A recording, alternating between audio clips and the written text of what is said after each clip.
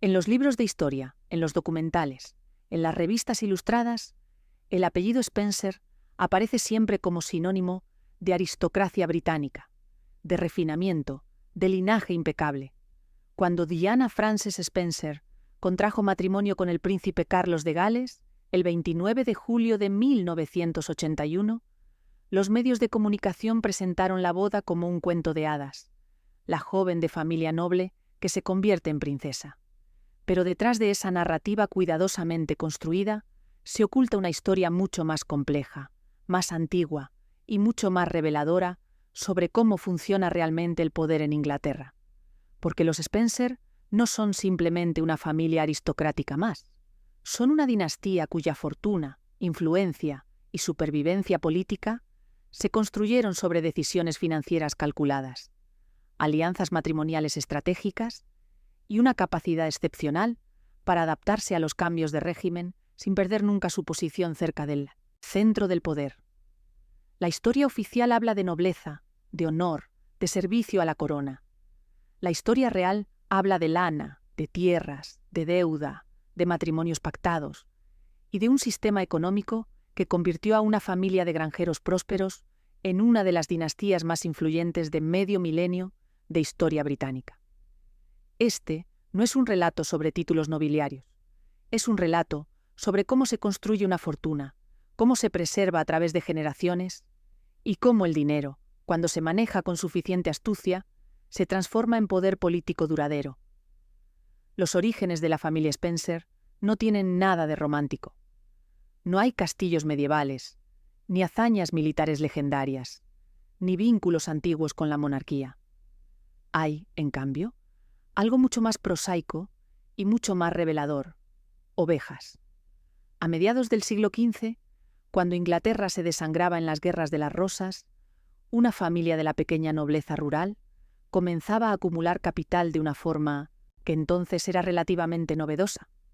John Spencer, nacido alrededor de 1455, heredó de su tío tierras en Wormleighton, en Warwickshire, y en Althorp, en Northamptonshire.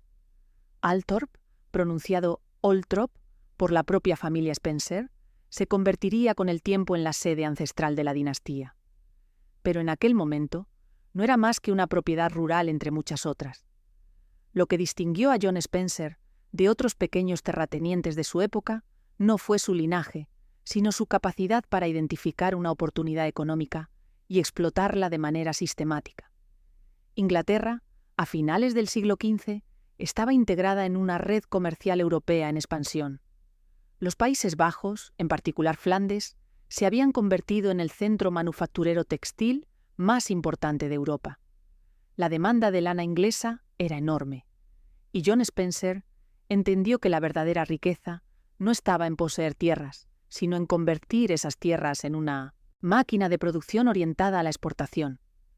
Crió ovejas a gran escala, vendió lana a comerciantes que la exportaban a Flandes, reinvirtió las ganancias en más tierras, y en 1508 utilizó el capital acumulado para comprar definitivamente la propiedad de Althorp, dejando de ser arrendatario para convertirse en propietario.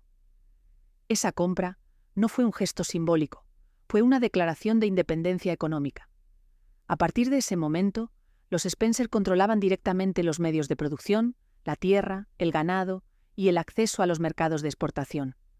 En 1519, John Spencer fue nombrado caballero por el rey Enrique VIII. El título de Sir no llegó por servicios militares, ni por lealtad en tiempos de guerra. Llegó porque John Spencer era para entonces uno de los hombres más ricos de los Midlands orientales. Y en la Inglaterra de los Tudor, la riqueza compraba reconocimiento. La nobleza no era todavía un club cerrado. Era un sistema en el que el dinero, si se manejaba correctamente, podía comprar estatus. John Spencer murió en 1522. Su hijo, Sir William Spencer, heredó las propiedades pero murió joven. Fue el nieto de John, también llamado John Spencer, quien consolidó la posición de la familia durante la segunda mitad del siglo XVI. Este segundo, John Spencer, vivió hasta 1586 y durante esas décadas transformó a los Spencer de una familia de terratenientes ricos en una familia con influencia política regional. Ocupó el cargo de sheriff de Northamptonshire en múltiples ocasiones. Amplió las propiedades familiares y, lo más importante, comenzó a casar a sus hijos con familias de rango superior. En 1579 o 1580, su hija menor, Alice Spencer, contrajo matrimonio con Ferdinando Stanley, futuro quinto conde de Derby.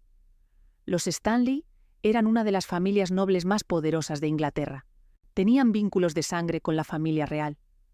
En una Inglaterra sin heredero claro al trono, dado que la reina Isabel I se negaba a casarse, los Stanley eran considerados posibles sucesores. Ese matrimonio no fue un romance, fue una transacción. Alice Spencer aportaba una dote considerable. Ferdinando Stanley aportaba un título, conexiones políticas y proximidad al poder real. Para los Spencer, ese matrimonio significaba algo fundamental: la transición de la riqueza al estatus. Habían dejado de ser simplemente ricos. Ahora estaban emparentados con la nobleza. Por cierto, si te apasionan estas historias de poder, dinero y legado, aquí descubrirás documentales sobre imperios familiares, fortunas ocultas y los secretos que marcaron el rumbo del mundo. Suscríbete y cada semana exploraremos juntos cómo el dinero construyó y destruyó grandes dinastías. Después de esto, continuamos. El siglo XVII fue el siglo en el que los Spencer dejaron de ser una familia, rica para convertirse en una familia noble. Y esa transformación no ocurrió por mérito, ni por servicio público, ni por lealtad inquebrantable a la corona. Ocurrió porque la monarquía necesitaba dinero. Cuando Jacobo I ascendió al trono de Inglaterra, en 1603, heredó un reino próspero, pero una corona endeudada. Los Tudor habían dejado las arcas reales en una situación precaria. Jacobo, que venía de Escocia, un reino mucho más pobre, necesitaba ingresos, y una de las formas más efectivas de generar ingresos rápidos era vender títulos nobiliarios. No de manera abierta, por supuesto. Eso habría sido políticamente inaceptable, pero sí de manera implícita. Quienes pudieran pagar contribuciones generosas a la corona podían esperar razonablemente ser recompensados con un título. Sir Robert Spencer, bisnieto del primer John Spencer, fue uno de los primeros beneficiarios de este sistema. El 21 de julio de 1603, 4 días antes de la coronación de Jacobo I en Inglaterra, Robert Spencer fue nombrado primer barón Spencer de Wormleighton. El título no llegó solo. Llegó acompañado de un pago sustancial a la corona. Las fuentes de la época estiman que Robert Spencer tenía ingresos anuales de entre 6.500 y 8.000 libras esterlinas, una fortuna inmensa para principios del siglo XVII.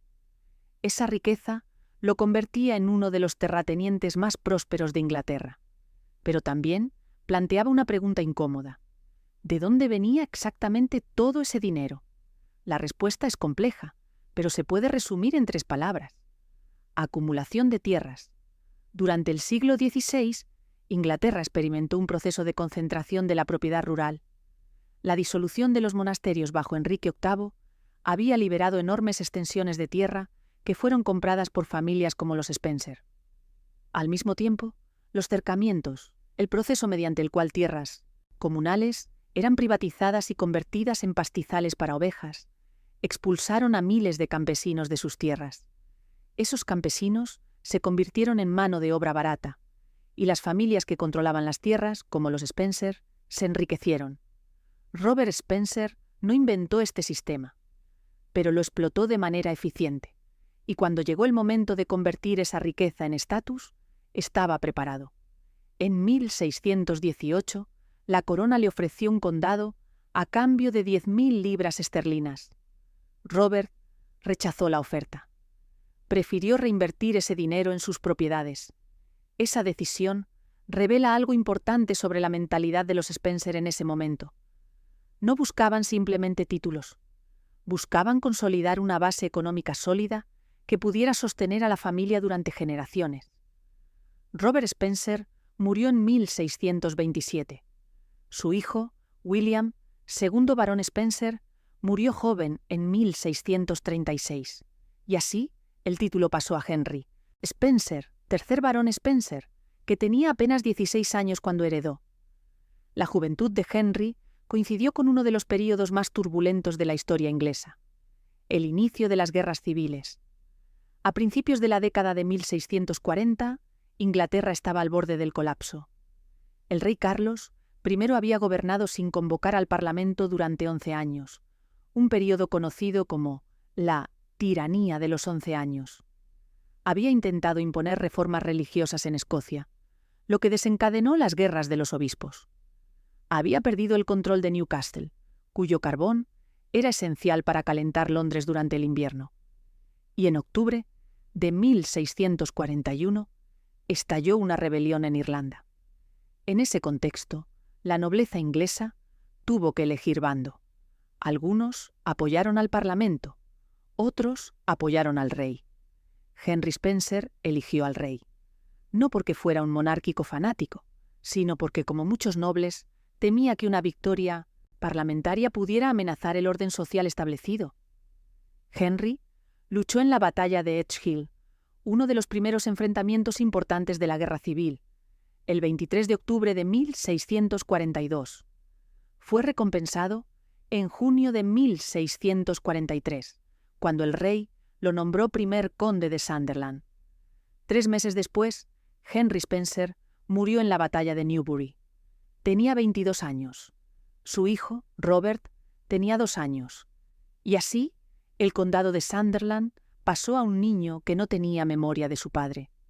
Robert Spencer, segundo conde de Sunderland, dominó la historia de la familia durante casi 60 años, desde 1643 hasta 1702.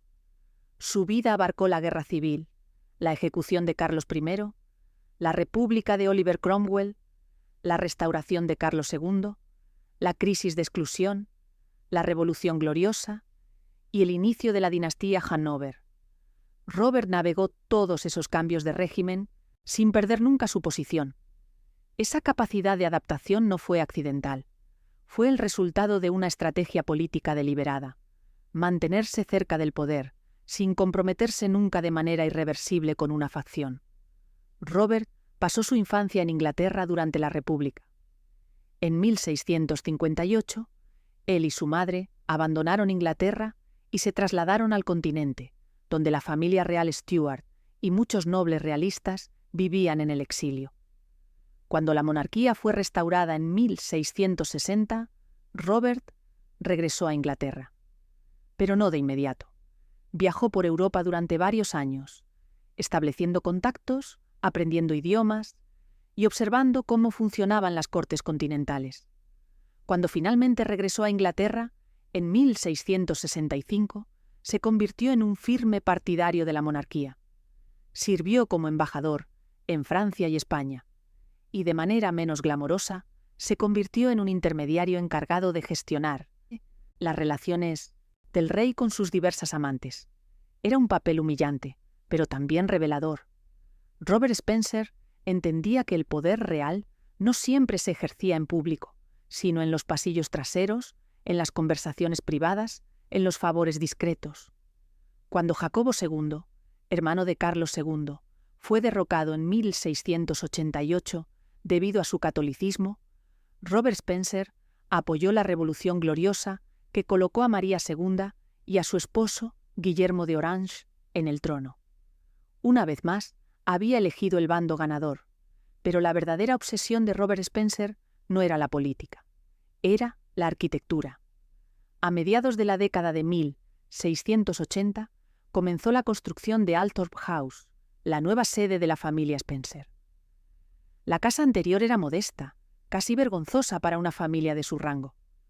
Cuando el futuro gran duque de Toscana, Cosimo III, visitó Althorp en 1669, comentó que el jardín tenía algunas divisiones ingeniosas y hileras de árboles bien dispuestas, pero que había poco que ver que fuera raro o curioso. Robert estaba decidido a cambiar eso. Althorp House, tal como la concibió Robert Spencer, no era la casa de campo más alta de Inglaterra, pero sí una de las más elegantes. El enfoque estaba en el interior, la gran escalera, las salas de recepción, los amplios ventanales que permitían la entrada de luz natural. El diarista John Evelyn, después de visitar Althorp, comentó que las salas eran dignas del palacio de un príncipe. La construcción de Althorp House fue cara, muy cara.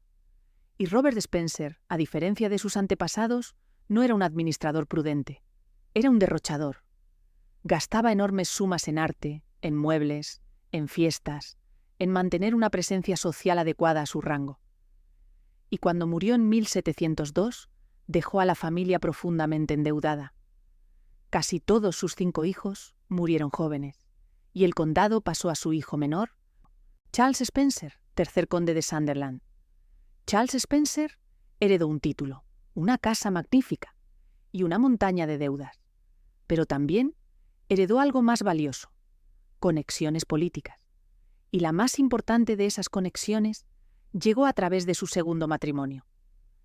La primera esposa de Charles, Lady Arabella Cavendish, murió en 1698. El 2 de enero de 1700, Charles se casó con Lady Anne Churchill. Ese matrimonio cambió la historia de la familia Spencer, porque Anne Churchill no era una noble cualquiera. Era la ahijada de Ana de Estuardo, que se convertiría en la reina Ana en 1702. Su madre era Sarah Jennings, una de las figuras más influyentes en la corte de la reina Ana, y su padre era John Churchill, conde de Marlborough, que pronto se convertiría en el primer duque de Marlborough y el noble más eminente del reino durante el reinado de la reina Ana. El matrimonio de Charles Spencer y Anne Churchill en 1700 fue importante porque condujo, con el tiempo, al desarrollo de 2 ramas separadas de la familia.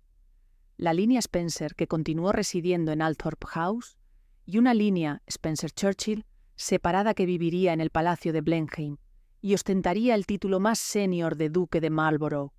Pero antes de seguir con esa historia, es necesario retroceder y considerar los antecedentes de la familia Churchill, porque jugarían un papel fundamental en la historia dinástica de los Spencer. A diferencia de los Spencer, los Churchill no habían ascendido gradualmente como caballeros, luego barones, luego condes, luego duques. En cambio, el ascenso al ducado de Marlborough había sido abrupto. El padre del primer duque era Sir Winston Churchill y su abuelo era John Churchill. Este John nació justo al comienzo del siglo XVII y se convirtió en abogado. Prosperó en Londres durante el reinado del rey Carlos I y apoyó inicialmente al rey en la Guerra Civil de 1809, la década de 1640, aunque cambió de bando más adelante.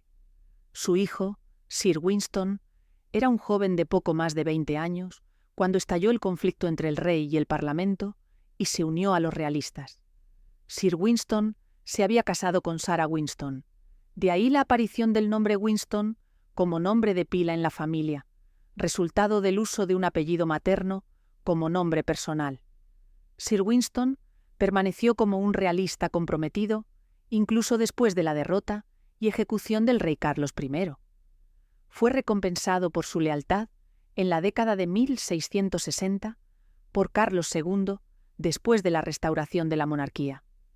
Cuando Winston murió en 1688, su hijo y heredero, John, ya había establecido una reputación como comandante militar por su papel en la supresión de la rebelión de Monmouth, que intentó usurpar el trono al rey Jacobo II después de su ascenso en 1685. Esta temprana muestra de lealtad aparte, John más tarde jugó un papel en la Revolución Gloriosa, que removió a Jacobo II del poder en 1688 e inauguró el reinado dual de María II y Guillermo III.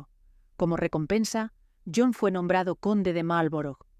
El ascenso político de Marlborough no fue del todo fluido. A principios de la década de 1690, cayó en desgracia cuando crecieron las sospechas de que estaba en contacto con Jacobo II, quien estaba exiliado en Francia.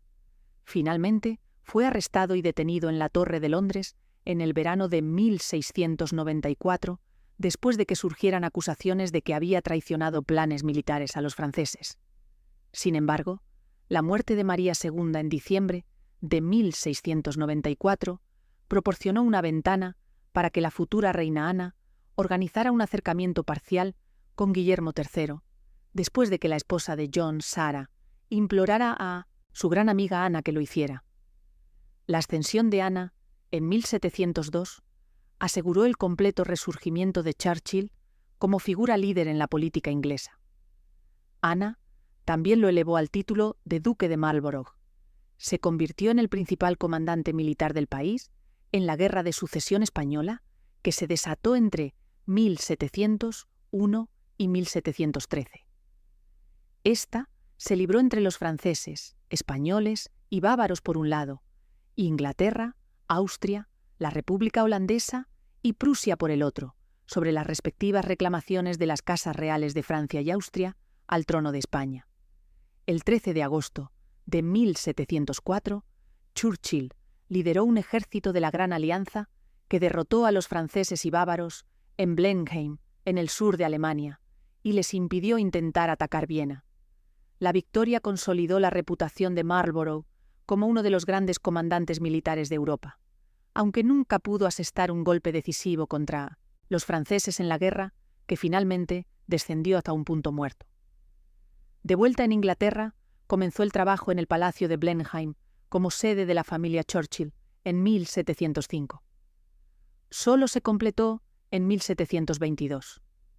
La extraordinaria inversión de la corona significó que Blenheim claramente tiene el aspecto de un palacio real, inmensamente impresionante, y es un sitio del Patrimonio Mundial de la UNESCO hoy. Esta era la familia con la que los Spencer formaron una alianza matrimonial en 1700. El primer duque de Marlborough apenas vivió para ver el trabajo de construcción en Blenheim, acercándose a su finalización. Murió en 1722. Significativamente, su hijo y heredero, John, marqués de Blandford, había muerto en 1703 de viruela. Posteriormente, se hizo una inusual dispensa real para asegurar que una de las hijas del duque pudiera sucederlo como duquesa de Marlborough. Por lo tanto, cuando murió en 1722, John fue sucedido por su hija mayor, Henrietta, quien se convirtió en la segunda duquesa. Vivió hasta 1733.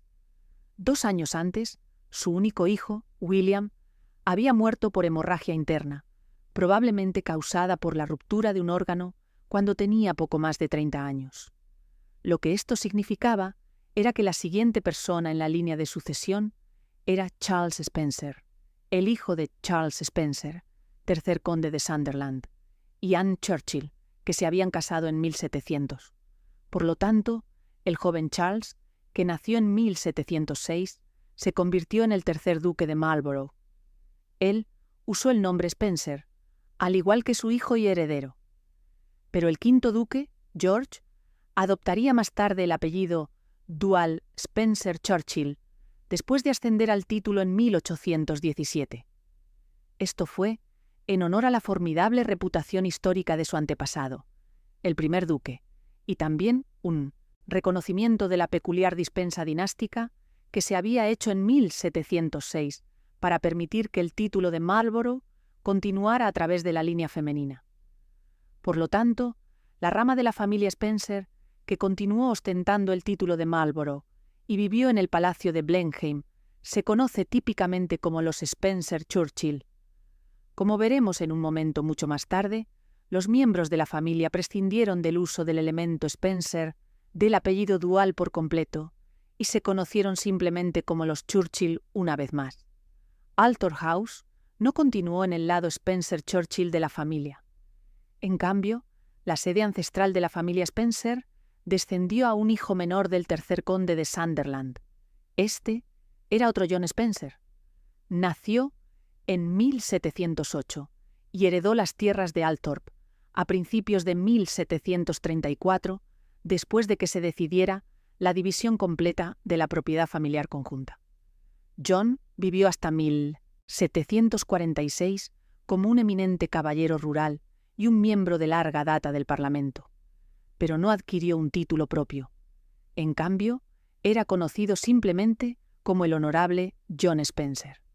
El problema con el alcohol de John causó su muerte prematura y su único hijo, también John, adquirió la propiedad de Althorp en 1746 a los 11 años de edad. Para 1760, y ya en la mitad de sus 20 años, John comenzó a solicitar al recién ascendido rey Jorge III su propio título, argumentando que debería ser miembro de la aristocracia dadas sus extensas propiedades territoriales, y que sólo estaba privado de un título debido a las circunstancias inusuales que habían llevado a su tío a adquirir el ducado de Marlborough. El rey aceptó esto, y en 1761 fue nombrado vizconde Althorp, seguido del título de conde Spencer, en 1765. Por lo tanto, a partir de 1765 en adelante, había dos pares británicos descendientes directamente de la familia Spencer, que había surgido de Althorp a finales del siglo XV. El conde Spencer de Althorp y los duques Spencer-Churchill de Marlborough en el Palacio de Blenheim. Los duques de Marlborough eran claramente la rama más eminente de la familia. El ducado fue ostentado durante casi 6 décadas por George Spencer-Churchill, cuarto duque de Marlborough. Sucedió al título en 1758, tras la muerte del tercer duque, mientras hacía campaña en el continente durante la Guerra de los 7 Años. Charles murió después de contraer disentería, aunque su sistema ya estaba debilitado por la tuberculosis. La sucesión de su hijo, a solo 19 años de edad, y su larga vida hasta los 78 años, significaron que ostentó el título durante 59 años. Durante ese tiempo, George ocupó muchos cargos y posiciones de alto nivel, aunque muchos de estos nombramientos reales que alguna vez habían sido significativos, se estaban volviendo más ceremoniales a medida que Gran Bretaña hacía la transición para convertirse en una monarquía constitucional más completa, con el poder en manos principalmente del Parlamento. George era un astrónomo entusiasta, aunque no dejó una huella importante en la historia de Gran Bretaña de la manera en que lo hizo el primer duque, o como lo harían muchos de sus descendientes. Su hijo, el quinto duque, bien podría haber tenido en mente el legado del primer duque, cuando comenzó a usar el nombre de doble apellido Spencer-Churchill, pero ciertamente no se comportó de una manera que imitara la edad de oro de la dinastía en el siglo XVIII. Bajo su administración, hasta 1840, el estado físico del Palacio de Blenheim se deterioró y el duque era tan derrochador que recurrió a permitir que la gente cazara en los terrenos a una tarifa por hora para recaudar ingresos, mientras que los tribunales también intervenían para evitar que talara árboles en la propiedad para venderlos como leña. Los asuntos mejoraron bajo los duques posteriores en la segunda mitad del siglo XIX. En Althorp, el primer conde Spencer murió en 1783 y fue sucedido por su hijo George Spencer, segundo conde Spencer. Vivió hasta 1834, así que, al igual que el cuarto duque de Marlborough en Blenheim, dominó el condado durante todo el período de las guerras revolucionarias y napoleónicas francesas y el pleno ascenso de Gran Bretaña para convertirse en la potencia imperial más importante del mundo. Spencer jugó un papel en estos eventos. Fue juramentado como consejero privado en 1794 y se convirtió en Lord Guardián del Sello Privado y primer Lord del Almirantazgo el mismo año.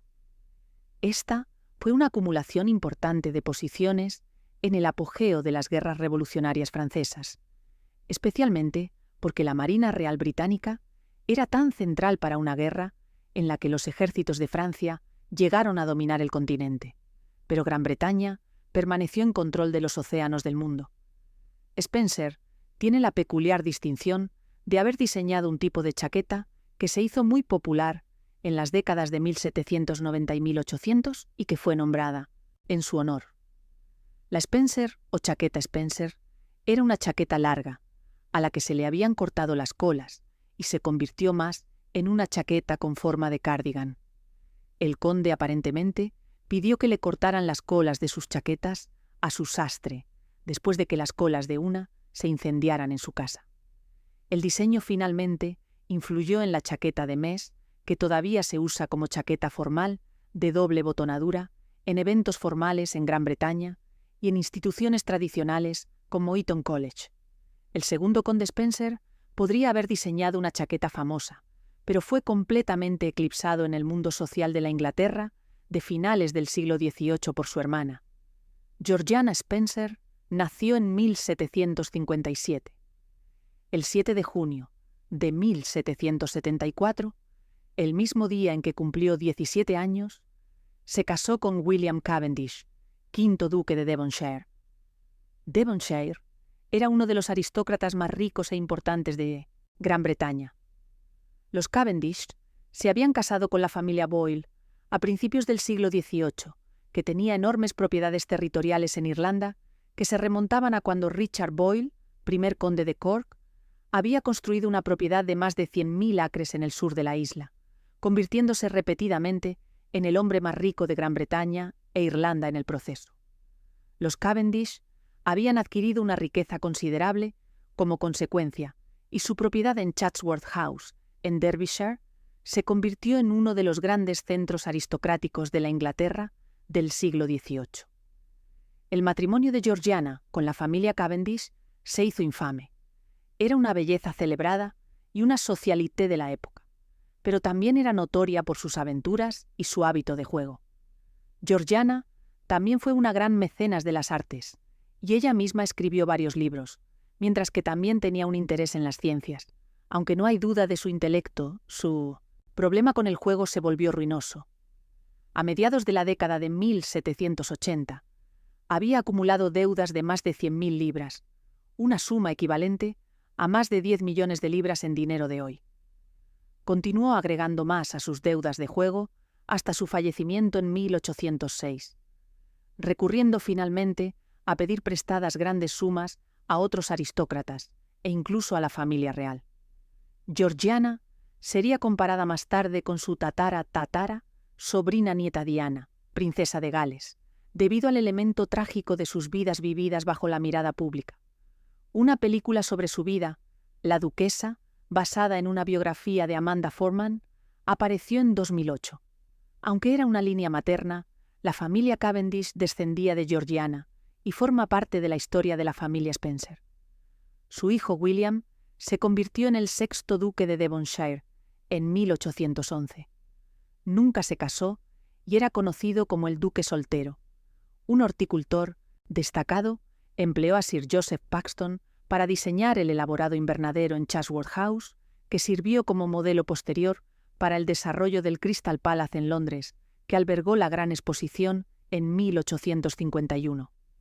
El estatus de William como soltero significaba que no tenía un heredero, y el ducado pasó posteriormente a otro William Cavendish, un pariente que estaba casado con Blanche Cavendish, la nieta de Georgiana. A través de esa nieta, los modernos duques de Devonshire descienden todos de Georgiana y, en consecuencia, descienden de los Spencer.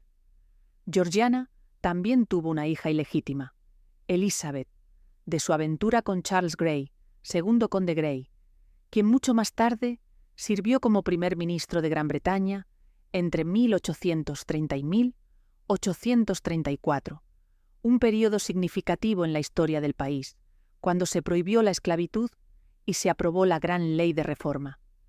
Todo esto indica el mundo interconectado de la aristocracia británica en los siglos XVIII y XIX y la forma en que los Spencer estaban relacionados con muchas casas nobles prominentes diferentes. En la casa de Georgiana, Althorp House, John Spencer, tercer conde Spencer, sucedió al condado tras la muerte de su padre en 1834. Ya tenía más de 50 años para entonces y ya había tenido una distinguida carrera política. John entró en la Cámara de los Comunes en 1804, en medio de las guerras napoleónicas, cuando era un joven de 22 años. Se sentaría en la Cámara Baja del Parlamento durante los siguientes 30 años. No era un orador especialmente consumado, ni era conocido por ser un hombre de grandes ideas políticas nuevas, pero lo que le faltaba en estos aspectos lo compensaba con su honestidad en los tratos. Los contemporáneos lo veían como un político fundamentalmente razonable, en quien tanto conservadores como liberales podían confiar. Por lo tanto, cuando Charles Grey, que era el amante de Georgiana años antes, se convirtió en primer ministro en 1830, John fue nombrado líder de la Cámara de los Comunes y también se le dio el puesto de canciller del Tesoro. En consecuencia, jugó un papel importante en negociar el paso de la Gran Ley de Reforma a través del Parlamento. La muerte de su padre, en 1834, y su ascenso como cuarto conde significaron que se trasladó a la Cámara de los Lores, después de lo cual se retiró en gran medida de la política activa. Jack Honesto, como lo llamaban los contemporáneos, murió en 1845. Su esposa Esther había muerto en el parto en 1818, y John no tenía un heredero. Así, el condado descendió a su hermano menor Frederick, un comandante naval que había servido con considerable distinción tanto en los últimos años de las guerras napoleónicas como en la guerra de independencia griega contra los turcos otomanos en la década de 1820. El cuarto conde Spencer murió en 1857 y fue sucedido por su hijo John. El quinto conde Spencer nació en 1835 y era un hombre comparativamente joven cuando se convirtió en conde. Tuvo una carrera política importante. Era partidario de los liberales y en 1866, durante el segundo mandato de John Russell como primer ministro, apoyó el plan de Russell de intentar reformar aún más el sistema de votación para dar derecho al voto a una mayor proporción de la población y eliminar más de las restricciones financieras en torno al voto. Russell finalmente no tuvo éxito y su gobierno colapsó después de menos de un año. Sin embargo, su sucesor como líder de los liberales, William Gladstone, recordó el apoyo de Spencer en 1866 y cuando se convirtió en primer ministro, en diciembre de 1868, Gladstone lo recompensó con un nombramiento como Lord Teniente de Irlanda, el virrey de la reina en Dublín. Spencer serviría allí durante los siguientes 5 años y fue reelegido para un segundo mandato entre 1882 y 1885.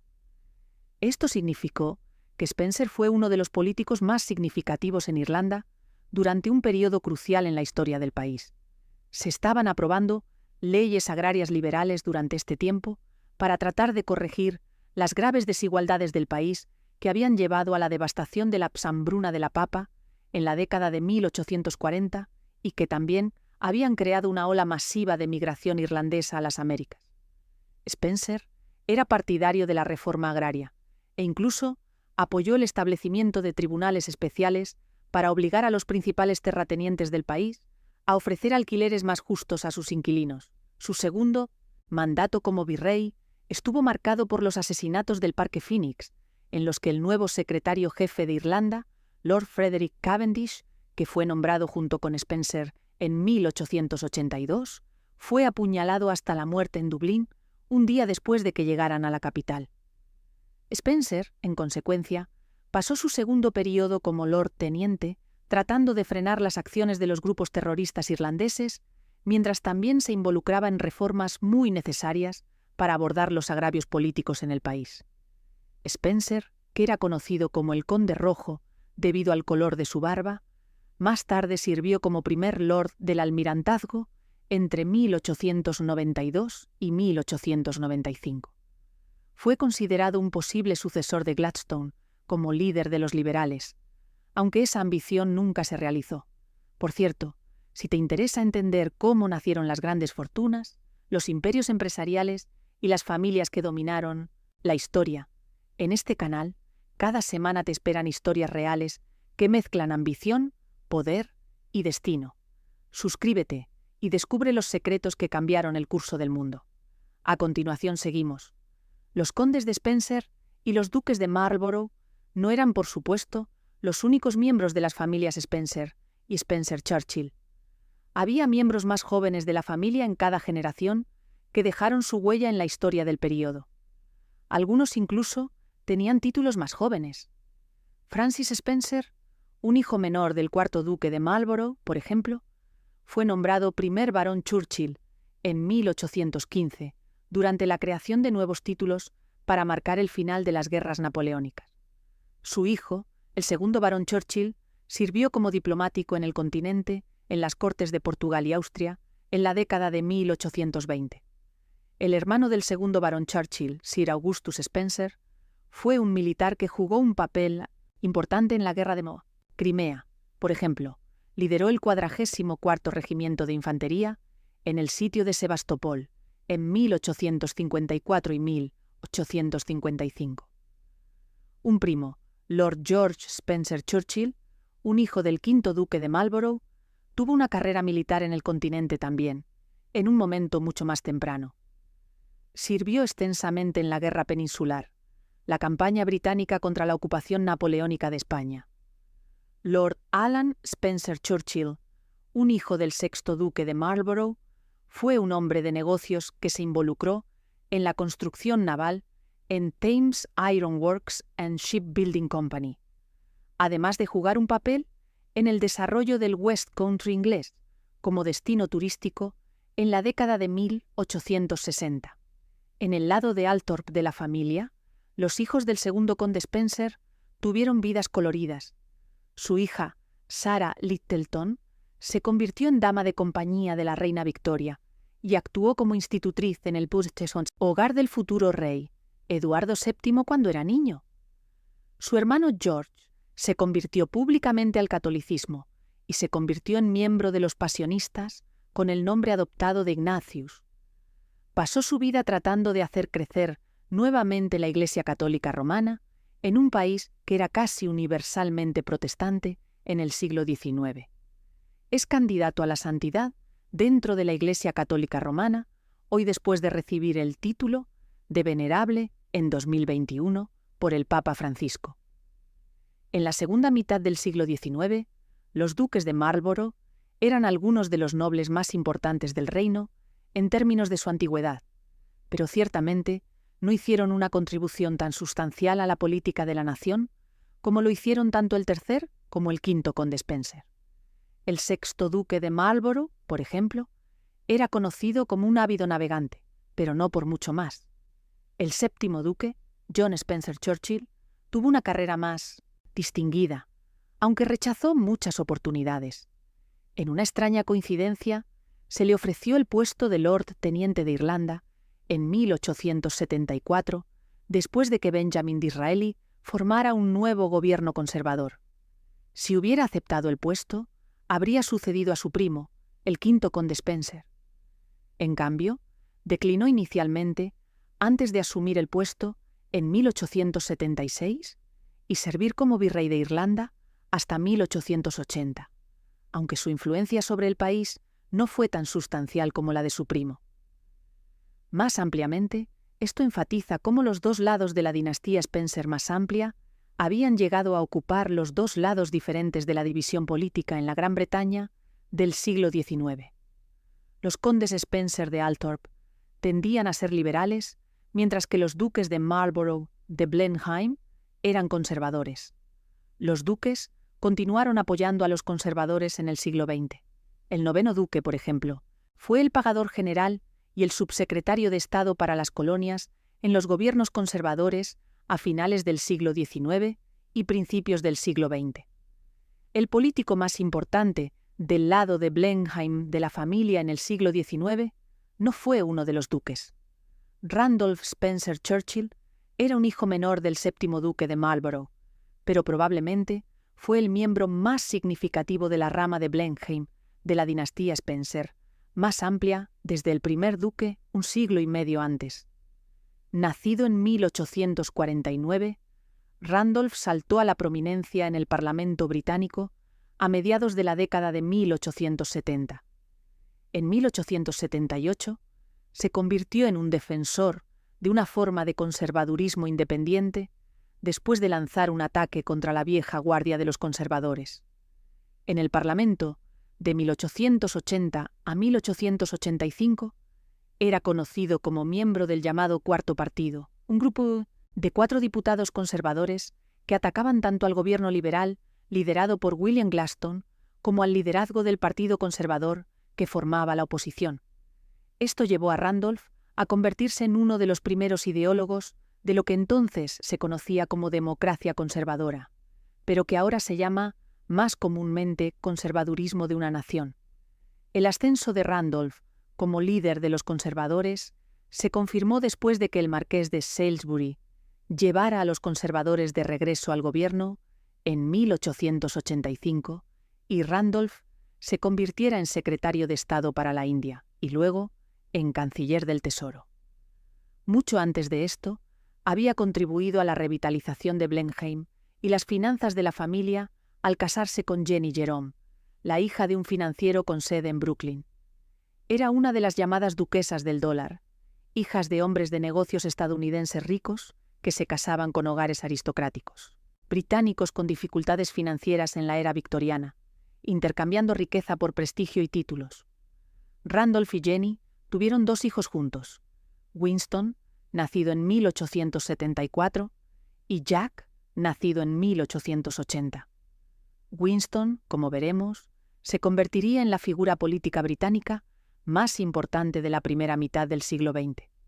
En Althorp, el quinto conde Spencer fue sucedido por su medio hermano Charles Robert Spencer a su muerte en 1910.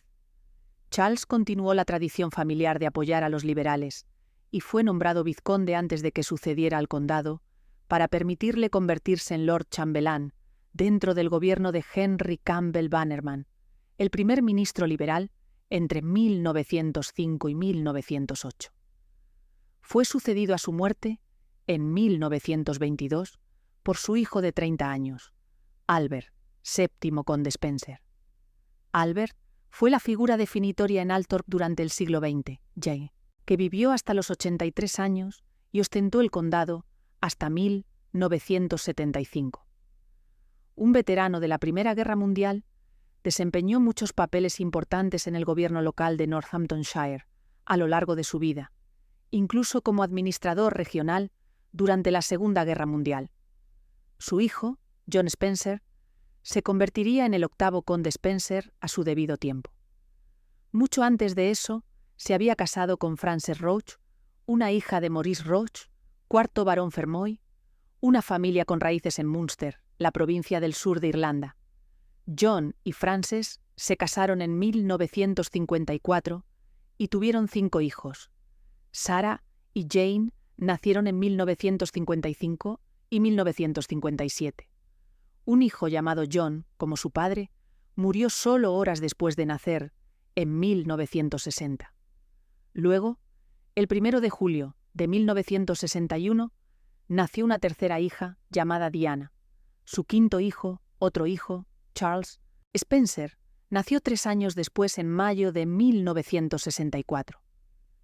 Diana se convertiría en el miembro más famoso de los Spencer de Althorp durante el siglo XX. Para cuando ella nació, el miembro más célebre de los Spencer, Churchill de Blenheim, desde los días del primer duque de Marlborough, había vivido casi toda su vida. Winston Churchill, como hemos visto, nació en 1874 como el hijo mayor de Randolph Churchill. Era, en consecuencia, nieto del 7º duque de Marlborough. La carrera temprana de Winston fue compleja. Pasó tiempo viajando por el mundo en el apogeo del imperio, participando en la Guerra de Sudán y la Segunda Guerra de los Boers en Sudáfrica a finales de la década de 1890 y principios de la década de 1900. Después de regresar a Inglaterra, comenzó su vida política con los conservadores, pero luego fue en contra de la tradición familiar y cruzó el pasillo para convertirse en miembro de los liberales. Su ascenso a través de altos cargos políticos fue rápido. En 1910 fue nombrado secretario del Interior y luego primer lord del Almirantazgo en 1911. Su papel en la desastrosa expedición de Gallipoli contra los turcos durante la Primera Guerra Mundial no condujo al declive político de Churchill, como a veces se sugiere. En cambio, continuó ocupando cargos muy importantes después de la guerra y durante la década de 1920, en particular sirviendo como canciller del Tesoro entre 1924 y 1929. Los años de desierto de Churchill fueron realmente en la década de 1930, cuando sus advertencias sobre la amenaza que representaban los nazis en Alemania se consideraron excesivas y fue superado por Neville Chamberlain en la carrera para suceder a Stanley Baldwin como jefe de los conservadores.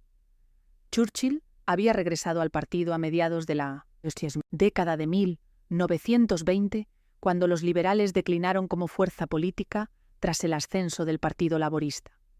Al final, las advertencias de Churchill sobre los nazis demostraron estar bien fundamentadas, y fue nombrado primer ministro en tiempo de guerra de Gran Bretaña el 10 de mayo de 1940, el día en que comenzó la invasión alemana de Francia y los Países Bajos. El éxito del liderazgo de Churchill en tiempo de guerra es muy conocido. Galvanizó a la nación para resistir a los alemanes en los días oscuros de 1940 y 1941, y fue fundamental en la formación de la alianza que finalmente derrotó al fascismo. Otros elementos de la carrera de Churchill a menudo se pasan por alto.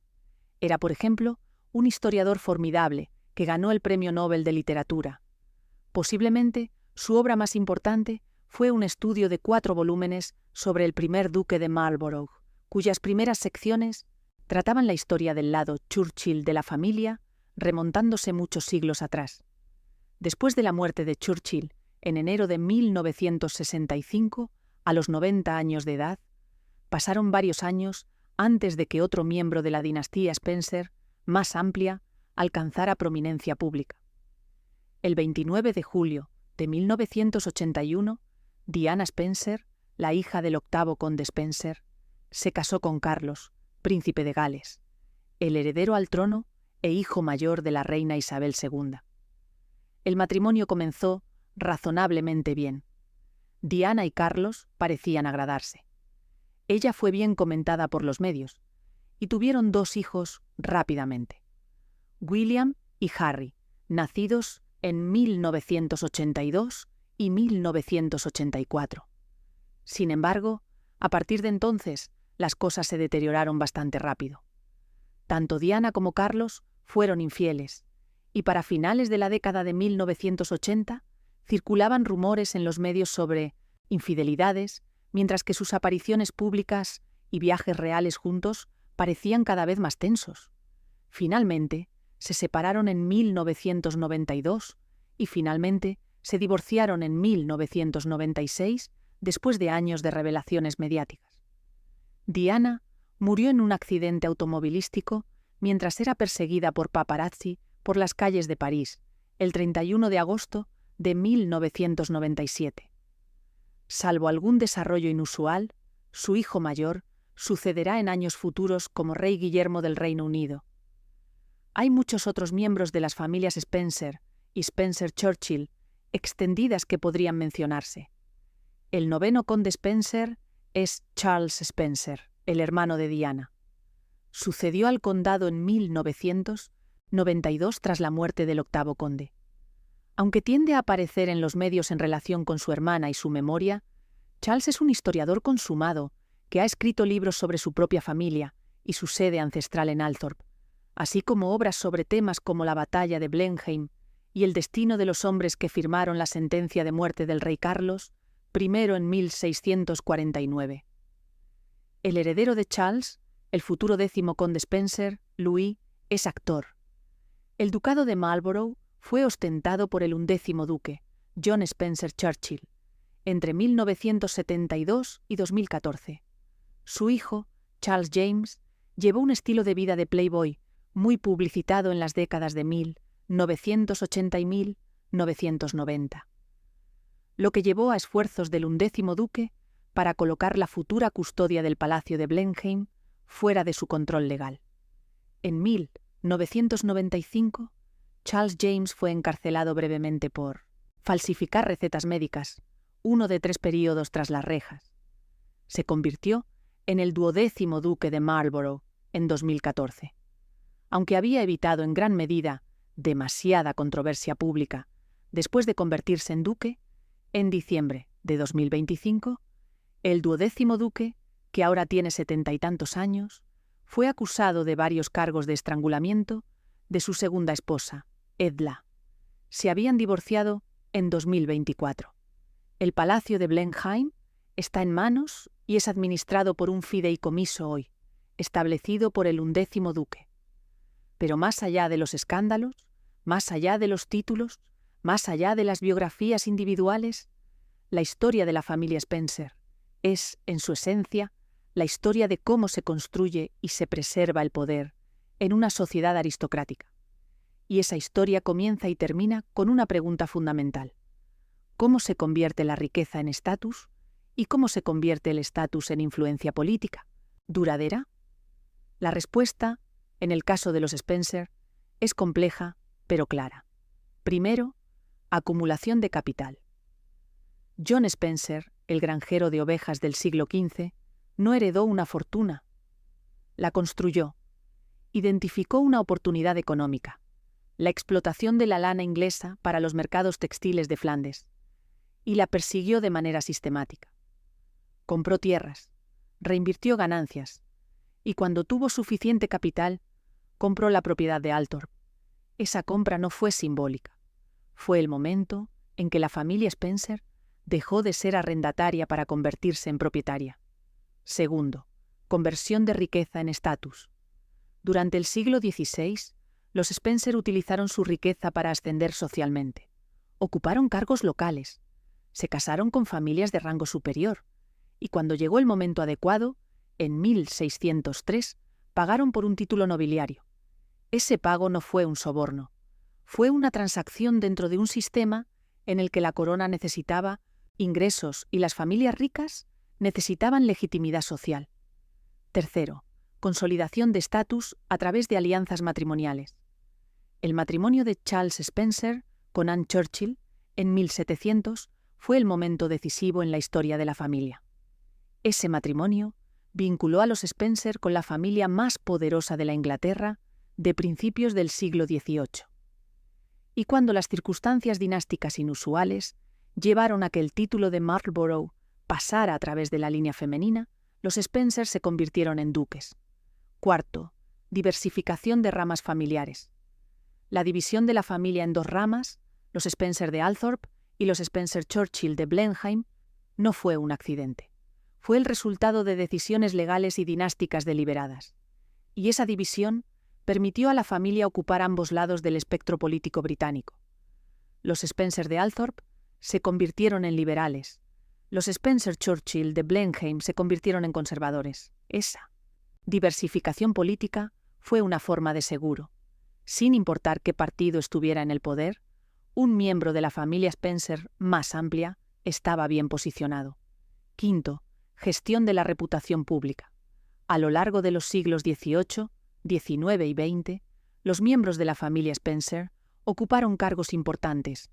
Lord Teniente de Irlanda, Primer Lord del Almirantazgo, Canciller del Tesoro, Primer Ministro en tiempo de guerra.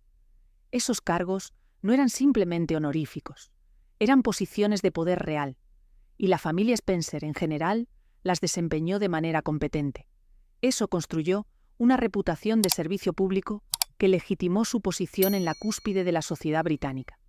Antes de terminar, recuerda que creamos este canal con un propósito: rescatar las historias que revelan cómo el dinero y la ambición dieron forma a nuestra historia.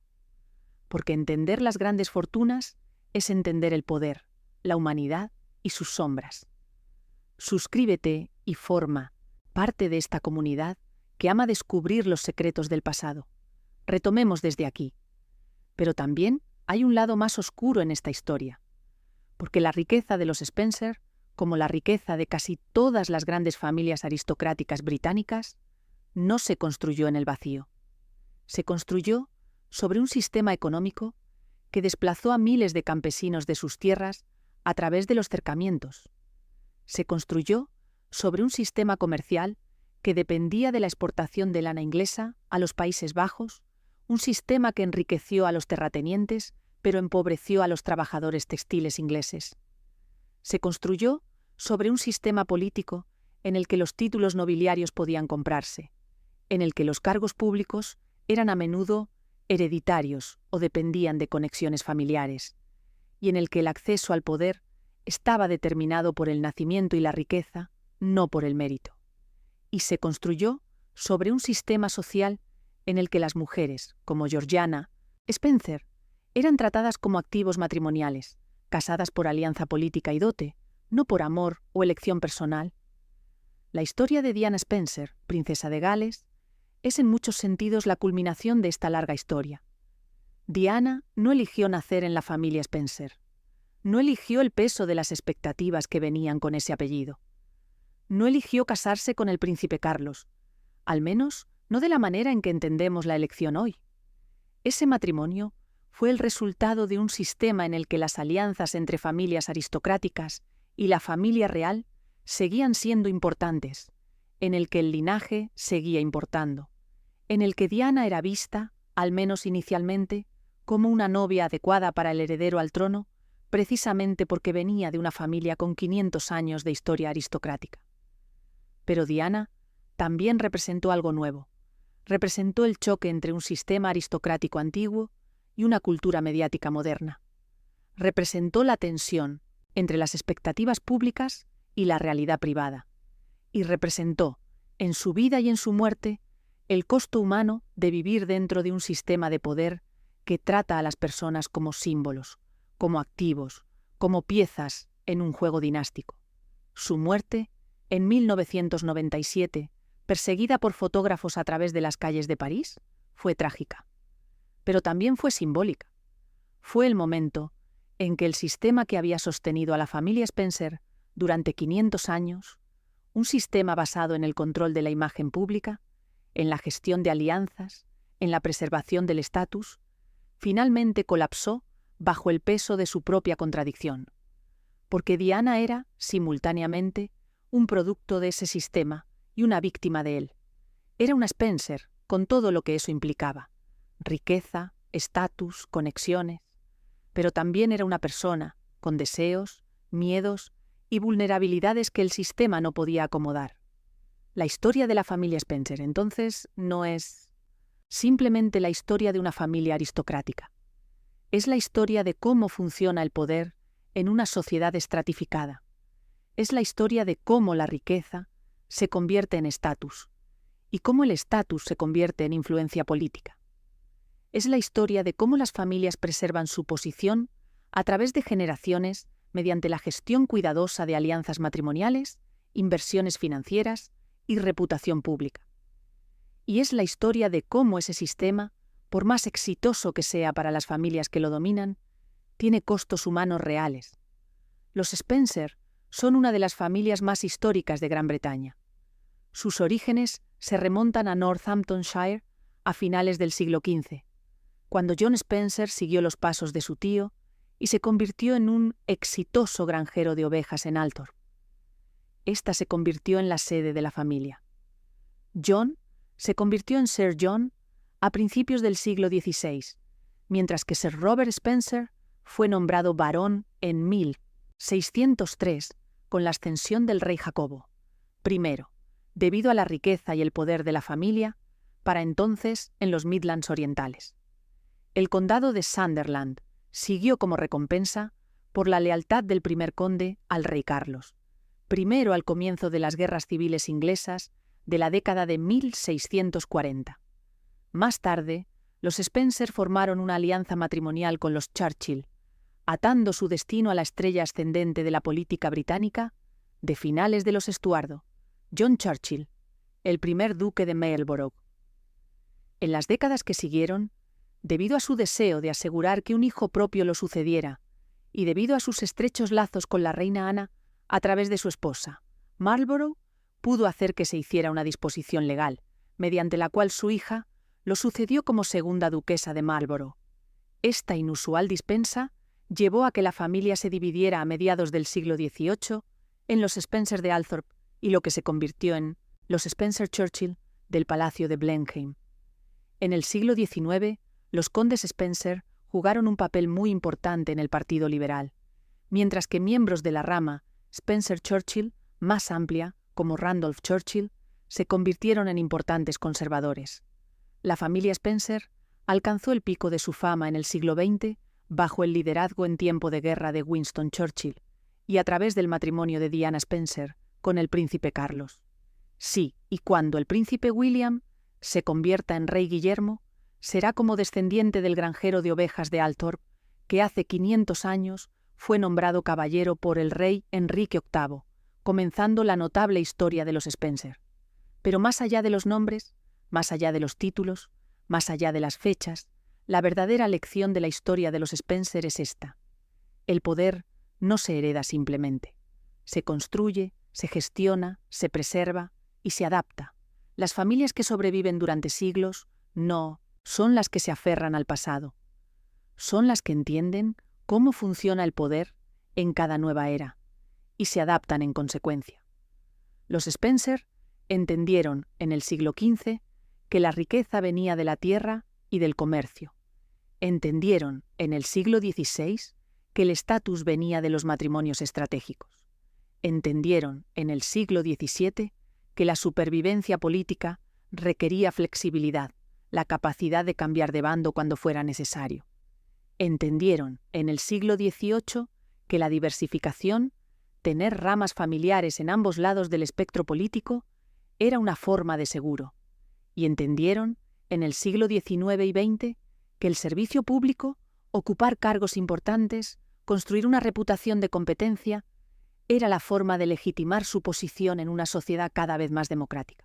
Esa es la verdadera historia de la familia Spencer. No es una historia de sangre azul, ni de derecho divino, ni de destino aristocrático. Es una historia de estrategia, de adaptación, de gestión cuidadosa de recursos financieros y políticos a lo largo de generaciones. Es una historia que revela cómo funciona realmente el poder, no como un regalo de los dioses, sino como el resultado de decisiones calculadas, alianzas estratégicas y una comprensión profunda de los mecanismos económicos y políticos de cada época. Cuando Diana Spencer caminó por el pasillo de la Catedral de San Pablo en 1981, no caminaba sola. Caminaba con el peso de 500 años de historia familiar sobre sus hombros. Caminaba como la última de una larga línea de mujeres Spencer que habían sido utilizadas como activos matrimoniales para consolidar alianzas políticas. Caminaba como heredera de un sistema que había enriquecido a su familia, pero que también había exigido sacrificios personales enormes de generación en generación. Y caminaba hacia un matrimonio que, como tantos matrimonios aristocráticos antes que el suyo, estaba diseñado no para la felicidad personal, sino para la consolidación dinástica. La tragedia de Diana no fue única. Fue simplemente la más visible, la más pública, la más documentada por las cámaras y los medios de comunicación modernos. Pero en cierto sentido, Diana era solo la última, en una larga línea de personas atrapadas en un sistema más grande que ellas mismas. Georgiana Spencer, 2 siglos antes, había vivido una vida igualmente trágica. Casada por alianza, atrapada en un matrimonio sin amor, recurriendo al juego como escape, acumulando deudas ruinosas, viviendo bajo el escrutinio público constante. La diferencia fue que Georgiana vivió en una era sin fotografía, sin tabloides, sin cobertura mediática las 24 horas. Su sufrimiento fue privado, o al menos semi-privado, confinado a los salones de la aristocracia londinense. El sufrimiento de Diana fue público, global, transmitido en tiempo real a millones de personas en todo el mundo. Y esa diferencia es crucial para entender lo que la historia de los Spencer nos dice sobre el poder en el mundo moderno. Porque el sistema que permitió a los Spencer ascender desde granjeros de ovejas hasta duques, el sistema que les permitió acumular riqueza, estatus e influencia política durante 500 años, era un sistema que dependía del control de la información. Dependía de la capacidad de las familias aristocráticas para gestionar su imagen pública, para controlar qué historias se contaban sobre ellas, para mantener una fachada de respetabilidad y competencia incluso cuando la realidad privada era mucho más complicada. Ese sistema funcionó durante siglos. Funcionó cuando la información viajaba lentamente, cuando las noticias se difundían a través de cartas y rumores, cuando la reputación de una familia podía gestionarse mediante conexiones personales y favores discretos. Pero dejó de funcionar en la era de los medios de comunicación masivos. Dejó de funcionar cuando las cámaras podían capturar cada momento, cuando los tabloides podían publicar cada rumor, cuando el público podía ver, en tiempo real, la brecha entre la imagen pública y la realidad privada. Diana Spencer fue la primera miembro de la familia Spencer en vivir completamente en esa nueva era. Y el sistema no pudo protegerla, no pudo controlar la narrativa, no pudo gestionar su imagen de la manera en que había gestionado las imágenes de generaciones anteriores de Spencer. Y cuando el sistema falló, cuando las contradicciones entre la vida pública y la vida privada se volvieron demasiado grandes para ocultarse, el resultado fue catastrófico. Pero la historia no termina con Diana, porque sus hijos, William y Harry, representan la próxima fase de esta larga historia. William, como futuro rey, llevará el apellido Windsor, no Spencer, pero llevará sangre Spencer. Será descendiente directo de John Spencer, el granjero de ovejas del siglo XV.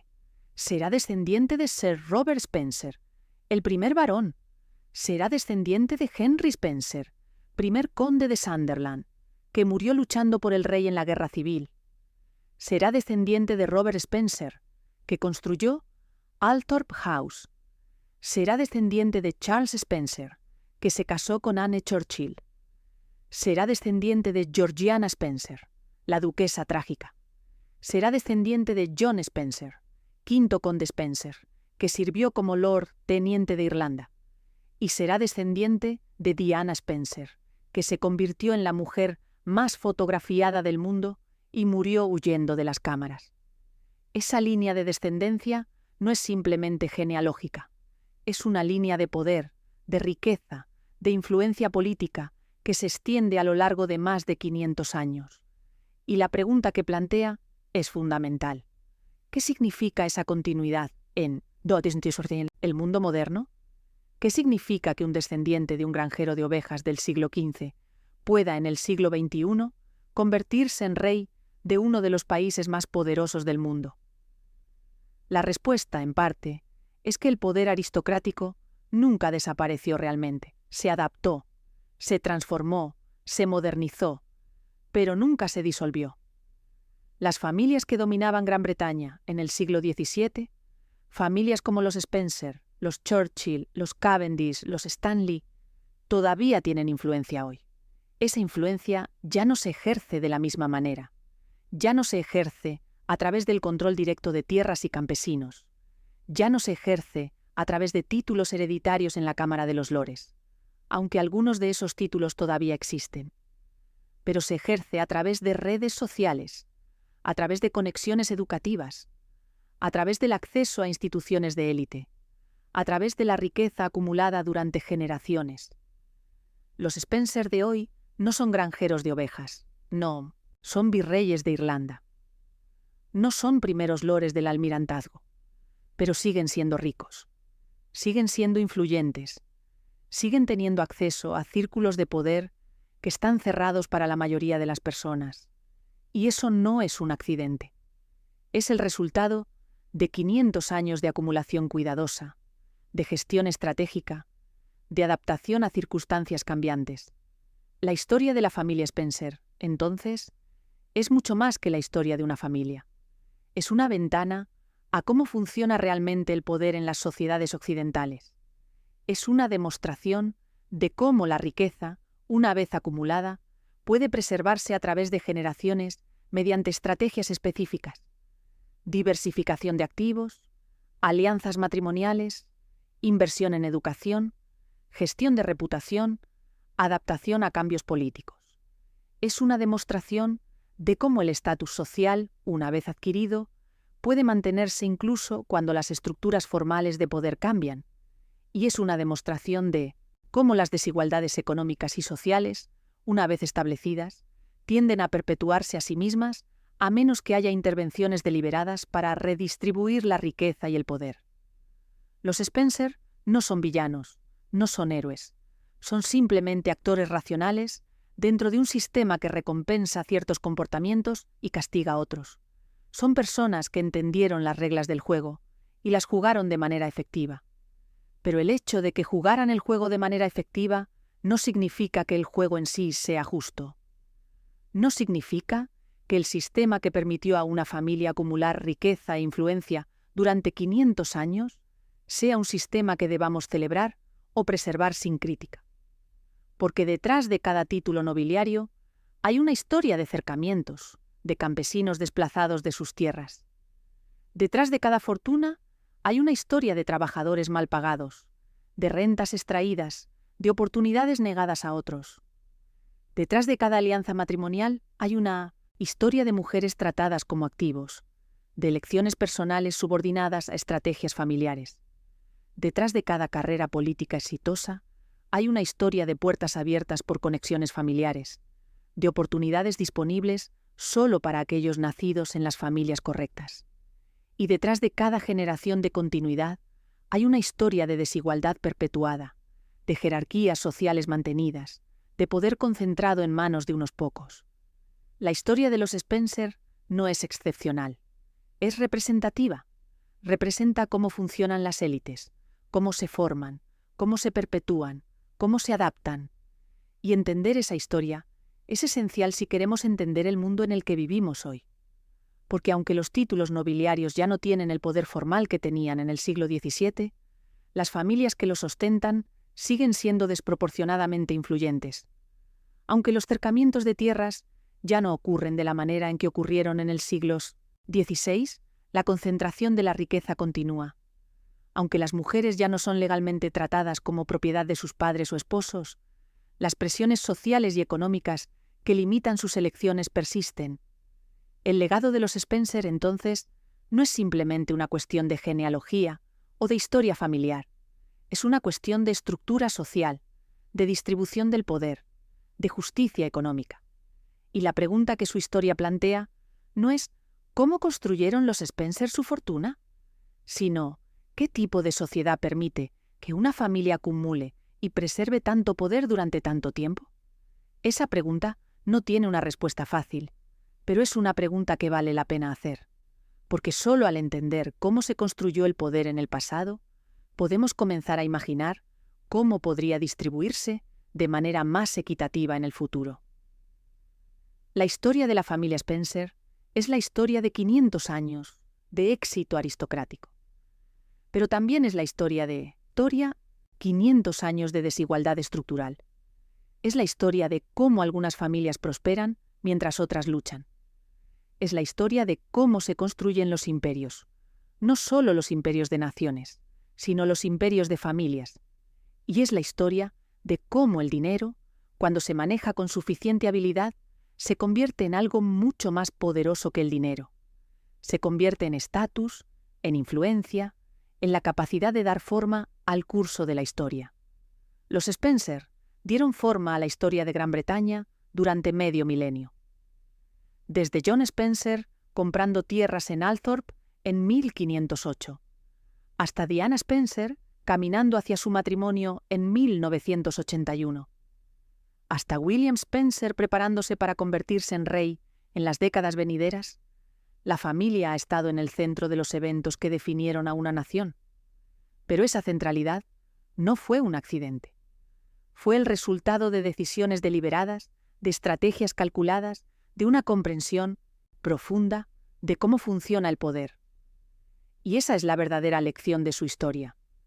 El poder no es mágico, no es místico, no es el resultado del destino o la providencia divina. El poder es el resultado de decisiones humanas, de sistemas humanos, de estructuras que los humanos construyen y que los humanos pueden, si eligen hacerlo, cambiar. La historia de los Spencer es una historia sobre cómo se construye el poder, pero también es, implícitamente, una historia sobre cómo el poder podría distribuirse de manera diferente. Porque si entendemos cómo una familia acumuló tanto durante tanto tiempo, también podemos entender qué tendría que cambiar para que esa acumulación ya no fuera posible.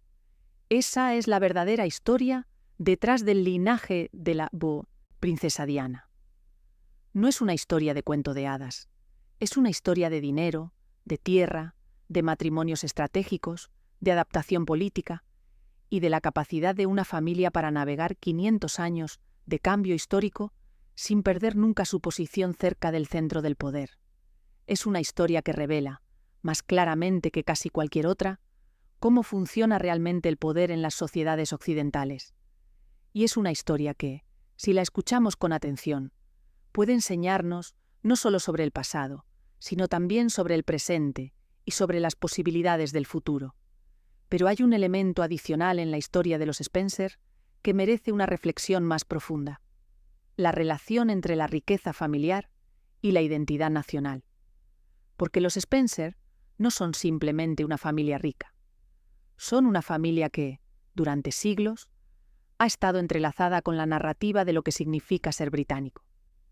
Cuando Winston Churchill pronunció sus discursos durante la Segunda Guerra Mundial, no hablaba solo como primer ministro.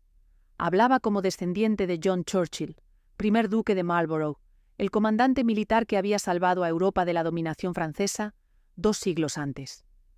Hablaba con la autoridad de alguien cuya familia había estado en el centro de la historia británica durante generaciones. Y esa autoridad importaba. Importaba porque en momentos de crisis nacional, las personas buscan símbolos de continuidad, de tradición, de conexión con el pasado. Y Churchill, con su apellido, con su linaje, con su conexión a Blenheim, proporcionaba ese símbolo. De manera similar, cuando Diana Spencer se casó con el príncipe Carlos, no era simplemente una mujer joven casándose con el heredero al trono. Era la representación de una continuidad histórica profunda. Era una Spencer, una familia que había estado cerca de la monarquía durante siglos, casándose con la familia real. Era la confirmación de que, a pesar de todos los cambios sociales y políticos del siglo XX, ciertas estructuras de poder permanecían intactas. Y cuando Diana murió, el duelo nacional que siguió no fue solo por una persona, fue por lo que ella representaba: la tensión entre tradición y modernidad, entre deber público y felicidad privada, entre el peso de la historia y el deseo de vivir una vida auténtica. El funeral de Diana fue uno de los eventos más vistos en la historia de la televisión. Millones de personas en todo el mundo vieron su ataúd ser llevado a través de Londres. Y en ese momento, la historia de los Spencer se convirtió en algo más que una historia familiar. Se convirtió en una historia sobre el costo humano de los sistemas de poder, sobre el precio que las personas pagan cuando son convertidas en símbolos, sobre la imposibilidad de vivir una vida normal cuando se nace en una familia que ha estado en el centro del poder durante 500 años. Esa imposibilidad es, en muchos sentidos, el verdadero legado de los Spencer, porque lo que la historia de esta familia demuestra, más claramente que casi cualquier otra cosa, es que el poder tiene un costo. Tiene un costo para aquellos que no lo tienen, por supuesto. Los campesinos desplazados por los cercamientos pagaron un costo. Los trabajadores mal pagados que generaron la riqueza que los Spencer acumularon pagaron un costo. Las colonias que Gran Bretaña gobernó, en parte a través de administradores como el quinto conde Spencer en Irlanda, pagaron un costo. Pero el poder también tiene un costo para aquellos que lo poseen. Henry Spencer, primer conde de Sunderland, murió a los 22 años en un campo de batalla. Robert Spencer, segundo conde de Sunderland, vivió en el exilio, navegó crisis políticas constantes y dejó a su familia endeudada. Georgiana Spencer vivió una vida de apariencias públicas mientras luchaba con el juego compulsivo y un matrimonio infeliz. Diana Spencer vivió bajo escrutinio constante, luchó con trastornos alimentarios y depresión, y murió huyendo de fotógrafos. Estos no son simplemente anécdotas trágicas, son ejemplos de un patrón más amplio, el patrón de cómo los sistemas de poder atrapan a las personas, incluso a aquellas que se benefician de ellos, en roles y expectativas que limitan su capacidad de vivir vidas auténticas y plenas. Y ese patrón continúa hoy. William y Harry, los hijos de Diana, han vivido toda su vida bajo escrutinio público.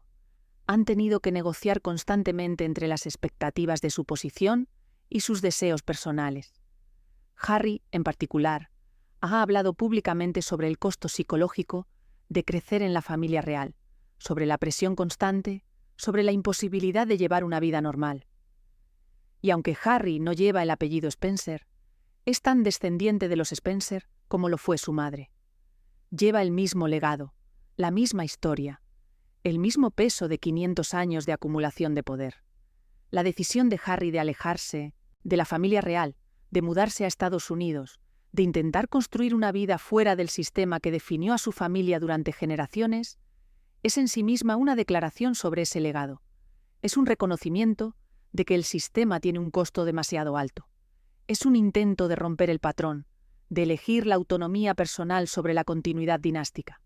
Y es, en muchos sentidos, la conclusión lógica de una historia que comenzó con Diana, cuestionando, a su manera, las expectativas que se le habían impuesto. Pero incluso, la rebelión de Harry contra el sistema es, en cierto sentido, un producto del sistema. Porque Harry puede permitirse alejarse, puede permitirse mudarse a California, puede permitirse rechazar los privilegios y responsabilidades de su posición, precisamente porque tiene la riqueza acumulada de generaciones de poder aristocrático detrás de él. Un trabajador ordinario no puede simplemente decidir alejarse de su vida y comenzar de nuevo en otro país. No tiene los recursos, las conexiones, las opciones que Harry tiene. Y esas opciones, esa libertad de elegir, son en sí mismas un producto del mismo sistema de desigualdad que Harry está tratando de rechazar. Esta es la paradoja fundamental del poder aristocrático en el mundo moderno. Por un lado, el sistema es opresivo incluso para aquellos que se benefician de él.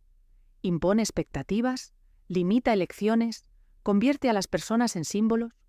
Por otro lado, el sistema proporciona recursos, opciones y seguridad que la gran mayoría de las personas nunca tendrán. Y esa combinación de opresión y privilegio hace que el sistema sea extraordinariamente difícil de desmantelar o incluso de criticar de manera coherente.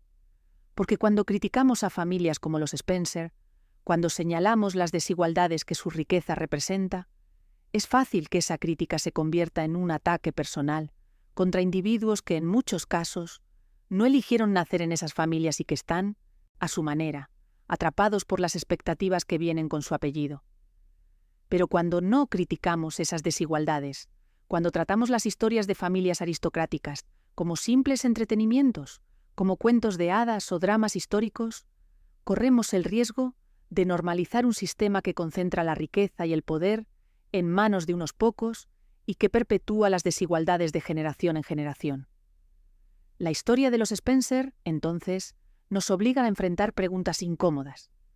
¿Cómo equilibramos el reconocimiento del costo humano que el poder impone, incluso a los privilegiados, con el reconocimiento de que ese costo es incomparablemente menor que el costo que el sistema impone a aquellos sin poder? ¿Cómo criticamos las estructuras de desigualdad sin convertir esa crítica en un ataque personal contra individuos que no eligieron las circunstancias de su nacimiento? ¿Cómo honramos la complejidad de las vidas individuales mientras también reconocemos los patrones sistémicos más amplios que esas vidas revelan? Estas no son preguntas con respuestas fáciles, pero son preguntas que la historia de los Spencer nos obliga a hacer. Y quizás esa sea la lección más importante de esta historia de 500 años. No es simplemente una historia sobre cómo una familia se enriqueció. No es simplemente una historia sobre títulos nobiliarios y palacios y matrimonios reales.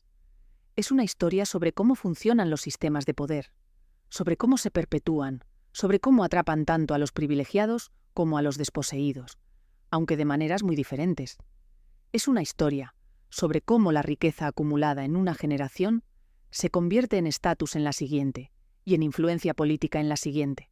Es una historia sobre cómo las decisiones tomadas hace 500 años, decisiones sobre dónde invertir, con quién casarse, qué alianzas formar, continúan teniendo consecuencias hoy. Y es una historia sobre cómo el pasado nunca es realmente pasado, cómo las estructuras de poder construidas hace siglos continúan dando forma a nuestro presente de maneras que a menudo no reconocemos o no queremos reconocer. Cuando miramos a la familia Spencer hoy, cuando vemos a Charles Spencer, noveno conde Spencer, escribiendo libros de historia, cuando vemos al 12º duque de Marlborough lidiando con escándalos personales, cuando vemos a William preparándose para convertirse en rey, estamos viendo el resultado de 500 años de acumulación. No solo acumulación de riqueza, aunque ciertamente hay eso, sino acumulación de conexiones, de reputación, de acceso a instituciones de élite, de la capacidad de dar forma a narrativas, de la autoridad que viene con un apellido que ha estado en los libros de historia durante siglos. y esa acumulación no desaparecerá simplemente. No se disolverá porque vivimos en una democracia, o porque la Cámara de los Lores ha perdido la mayor parte de su poder, o porque los títulos nobiliarios ya no otorgan privilegios legales formales. Persistirá porque se ha incorporado a las estructuras más profundas de la sociedad británica, en las redes de quién conoce a quién, en las expectativas de quién pertenece a qué círculos sociales, en los patrones de quién tiene acceso a qué oportunidades. La historia de los Spencer es, en última instancia, una historia sobre la persistencia del poder. Es una demostración de que las jerarquías sociales, una vez establecidas, son extraordinariamente resistentes al cambio. Es una demostración de que la riqueza tiende a concentrarse, no a dispersarse, a menos que haya intervenciones deliberadas para redistribuirla. Es una demostración de que el estatus social es hereditario de maneras que van mucho más allá de los títulos nobiliarios formales. Y es una demostración de que entender el pasado, entender cómo se construyeron los sistemas de poder que heredamos, es esencial si queremos tener alguna esperanza de cambiarlos. Porque no podemos cambiar lo que no entendemos. No podemos desmantelar estructuras de desigualdad si no reconocemos cómo se construyeron, cómo se mantienen, cómo se perpetúan. Y la historia de familias como los Spencer, con toda su complejidad, con todas sus contradicciones, con todos sus costos humanos tanto para los privilegiados como para los desposeídos, es una de las mejores ventanas que tenemos a esos mecanismos de poder. Así que, cuando pensamos en Diana Spencer, cuando recordamos su vida y su muerte, no deberíamos pensar solo en una mujer trágica, atrapada en un matrimonio infeliz. Deberíamos pensar en 500 años de historia que convergieron en su vida. Deberíamos pensar en John Spencer comprando tierras en Althorp en 1508. Deberíamos pensar en Robert Spencer comprando un título nobiliario en 1603. Deberíamos pensar en Henry Spencer muriendo en un campo de batalla en 1643. Deberíamos pensar en Charles Spencer casándose con Anne Churchill en 1700. Deberíamos pensar en Georgiana Spencer luchando con sus deudas de juego en la década de 1780. Deberíamos pensar en John Spencer negociando la Gran Ley de Reforma en la década de 1830. Deberíamos pensar en Winston Churchill liderando Gran Bretaña a través de la Segunda Guerra Mundial. Deberíamos pensar en toda esa historia, en todas esas decisiones, en todos esos momentos de acumulación y adaptación, convergiendo en la vida de una mujer joven que se casó con un príncipe y murió huyendo de las cámaras, porque esa es la verdadera historia detrás del linaje de la princesa Diana. No es una historia de cuento de hadas, es una historia de poder, de dinero, de desigualdad, de los costos humanos de los sistemas aristocráticos y de la extraordinaria persistencia de las jerarquías sociales a través de los siglos. Es una historia que nos dice tanto sobre el pasado como sobre el presente, y es una historia que, si la escuchamos con atención, puede ayudarnos a imaginar un futuro diferente. Hay un último elemento de esta historia que merece atención: el papel de la memoria histórica en la perpetuación del poder.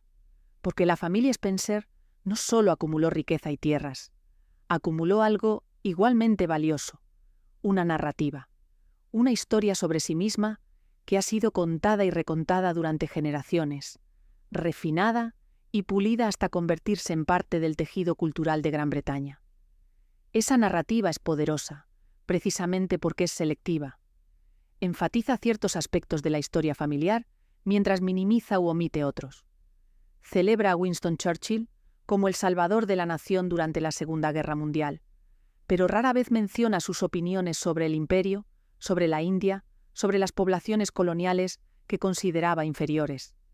Celebra a John Spencer, tercer conde Spencer, como Jack Honesto, el político confiable que ayudó a aprobar la Gran Ley de Reforma, pero rara vez pregunta ¿de dónde venía exactamente la riqueza que le permitía dedicar su vida a la política en lugar de trabajar para ganarse la vida? Celebra a Georgiana Spencer como una belleza trágica y una mecenas de las artes, pero minimiza el hecho de que su estilo de vida extravagante se financiaba con rentas extraídas de inquilinos que tenían pocas opciones económicas. Esta gestión de la narrativa no es accidental, es una parte fundamental de cómo las familias aristocráticas mantienen su posición a lo largo del tiempo. Porque el poder no se basa solo en la riqueza material, se basa también en la legitimidad, en la percepción de que aquellos que tienen poder merecen tenerlo, de que su posición es el resultado del mérito, del servicio, de la contribución a la sociedad, no simplemente de la herencia y el privilegio. Y la forma de construir esa legitimidad es a través de la narrativa, a través de la historia que se cuenta sobre la familia. Los Spencer han sido excepcionalmente buenos en esto. Han producido historiadores dentro de la propia familia, como el actual Charles Spencer, noveno conde Spencer, que ha escrito extensamente sobre la historia familiar y sobre temas relacionados con la aristocracia británica. Han mantenido sus propiedades históricas, Althorp House y Blenheim Palace, como museos y atracciones turísticas que presentan una versión particular de la historia británica. Han cultivado relaciones con instituciones académicas, con medios de comunicación, con productores de documentales y películas que cuentan sus historias. Y han entendido, instintivamente o deliberadamente, que el control de la narrativa es una forma de poder en sí misma. Esto plantea una pregunta importante para aquellos de nosotros que contamos estas historias. ¿Cómo evitamos, simplemente, reproducir las narrativas que las propias familias aristocráticas han construido sobre sí mismas? ¿Cómo contamos la historia de los Spencer de una manera que reconozca tanto los logros individuales de miembros específicos de la familia, como los sistemas estructurales de desigualdad que hicieron posibles esos logros? ¿Cómo evitamos caer en la trampa de presentar la historia aristocrática como entretenimiento glamoroso, mientras ignoramos las realidades económicas y políticas que subyacen a ese glamour? La respuesta, en parte, es mantener siempre visible el contexto económico. Es preguntar constantemente: ¿de dónde vino el dinero? ¿Quién pagó el costo? ¿Qué alternativas existían? ¿Qué voces están ausentes de esta narrativa? Cuando hablamos de John Spencer, comprando Althorp en 1508, necesitamos preguntar: ¿de quién compró la tierra? ¿Qué les sucedió a las personas que vivían en esa tierra antes? ¿Cómo cambió su compra las relaciones económicas en esa región?